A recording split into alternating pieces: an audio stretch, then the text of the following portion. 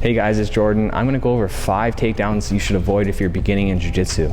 You're gonna reduce your chance of injury. You're gonna reduce the chance of losing so you can be happy and stay motivated.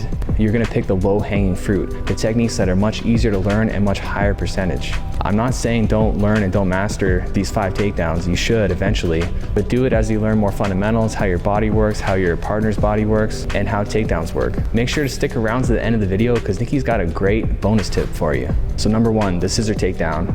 The scissor takedown is extremely dangerous for your partner's knees and their ankles.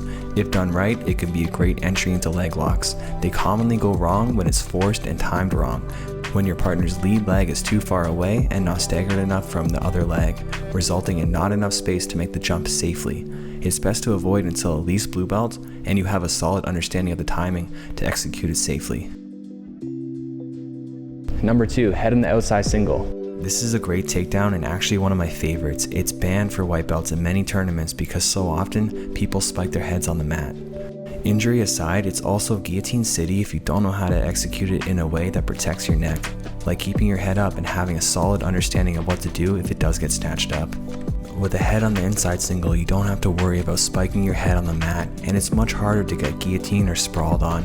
To perform, step your rear leg behind your partner's lead leg, dropping your knee on the mat to change levels. Grab the leg with a gable grip, gripping your partner's legs between your 2 legs, and step back, driving your head towards the mat. I prefer keeping my head low by the hips, but many like to keep their head high by the chest. Experiment with both and see what you like better. Number 3, head and arm throw.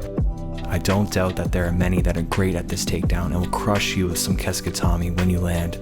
I'm not a fan though. The risk of getting your back taken is way too high, either while standing or when you hit the floor. You're basically giving your partner the underhook, and in general that's a bad idea. Instead, the hip throw will serve you much better. It is very similar but with the benefit of having the underhook so you don't have to worry about the back take. To perform, swim your arm in for an underhook, step past your partner's hip, raising them onto their tippy toes and over your hip. Number 4, the double leg. The double leg is such a great takedown. I actually feel bad putting it on the list.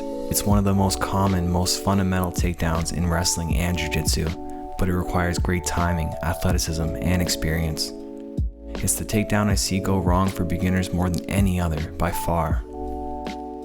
Whether it be because you didn't protect your neck properly leading to a guillotine, or because you didn't set it up and shot from too far out leading to getting sprawled on. It's a high-risk takedown, meaning if you shoot for it and you don't get it, you're generally in a bad position. A better alternative would be a low-risk takedown like an ankle pick. To perform an ankle pick, pull your partner forward to make them step. Drop your knee to the mat so you can reach their ankle easier and drive forward or bring their leg across their body. There are many ways to finish an ankle pick, including this really cool trip. And many ways to set up an ankle pick like this fake guard pull, which gets them to step forward unassumingly.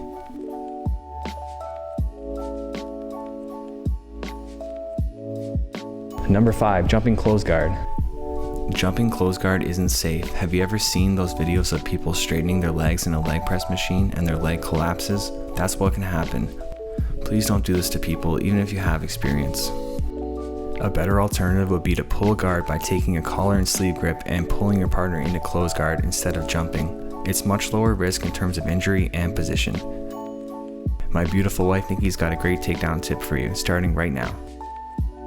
My tip is to always break grips. If your opponent has grips on you, that means they're controlling you. And if they're controlling you, it's going to be a lot harder to take them down. If you take those extra few seconds to break those grips before shooting for the takedown, you'll have a lot more success. Make sure you check out one of our other videos to improve your jiu-jitsu.